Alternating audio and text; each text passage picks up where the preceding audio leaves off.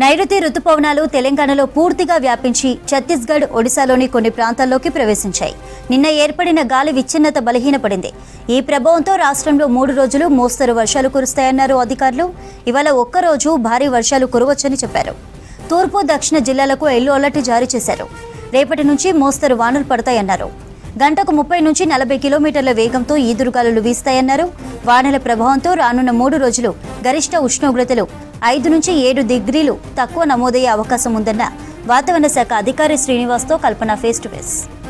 నైరుతి రుతుపవనాలు తెలంగాణలో పూర్తిగా వ్యాపించి ఛత్తీస్గఢ్, ఒడిశాలోని కొన్ని ప్రాంతాల్లోకి ప్రవేశించాయి. నిన్న ఏర్పడిన గాలి విచ్ఛిన్నత బలహీనపడింది. ఈ ప్రభావంతో రాష్ట్రంలో 3 రోజులు మోస్తరు వర్షాలు కురుస్తాయన్నారు అధికారులు. ఇవాళ ఒక్కరోజే భారీ వర్షాలు కురవచ్చని చెప్పారు. తూర్పు, దక్షిణ జిల్లాలకు ఎల్లో అలర్ట్ జారీ చేశారు. రేపటి నుంచి మోస్తరు వానలు పడతాయన్నారు. గంటకు 30 నుంచి 40 కిలోమీటర్ల వేగంతో ఈదురుగాలులు వీస్తాయన్నారు. వానల ప్రభావంతో రానున్న 3 రోజులు గరిష్ట ఉష్ణోగ్రతలు 5 నుంచి 7 డిగ్రీలు తక్కువ నమోదయ్యే అవకాశం ఉందన్నారు. రేటు వాతావరణ అధికారి శ్రీనివాస్తో కల్పన ఫేస్ టు ఫేస్.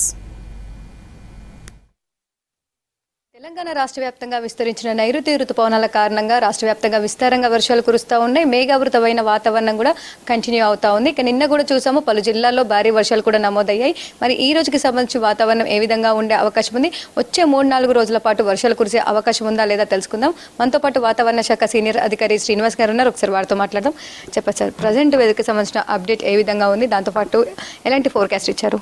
మనకి నిన్నటికి తెలంగాణ రాష్ట్రంలో ఇంచుమించుగా కవర్ అయిన ఋతుపవనాలు ఈరోజు పూర్తిగా తెలంగాణ అంతా వ్యాపించి ఫర్దర్గా మనకి ఛత్తీస్గఢ్, ఒడిశాలో కూడా ముందుకు వెళ్ళిపోయినాయి.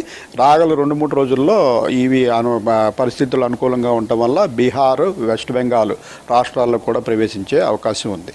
సో రాష్ట్రంలోకి పూర్తిగా మనకి నైరుతి ఋతుపవనాలు ప్రవేశించినందువల్ల మనం పూర్తి క్లౌడింగ్ అయితే చూస్తున్నాం. 24 గంటలు పూర్తిగా క్లౌడింగ్ ఉండడం చూస్తున్నాము.